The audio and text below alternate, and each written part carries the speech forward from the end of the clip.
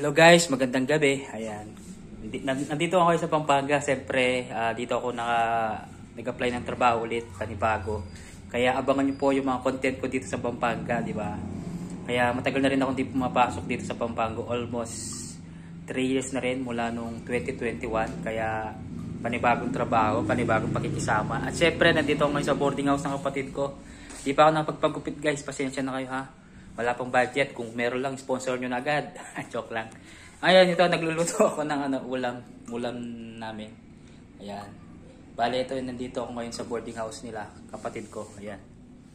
Yan yung boarding house nila. Ayan. Ito yung kusina nila. Ayan. Kaso isang kwarto lang nandito. Ayan o. Bale, dito ako ngayon. Kaya abangan nyo po yung mga content ko kung ano mga mangyayari guys. Panibagong vlogs, panibagong buhay, panibagong content, panibagong pakikisama, o di ba? Lahat ng anong pakikisama nandito lahat. Okay? I hope marami akong mga kakilala taga Pampanga. Ayan, sa mga taga Pampanga diyan, comment kayo kung saan kayo Pampanga dito sa Clark. O yan. Yun lang guys, update ko kayo. Kaya samahan nyo ako dito sa Pampanga. Okay, yun lang po. Maraming salamat and God bless.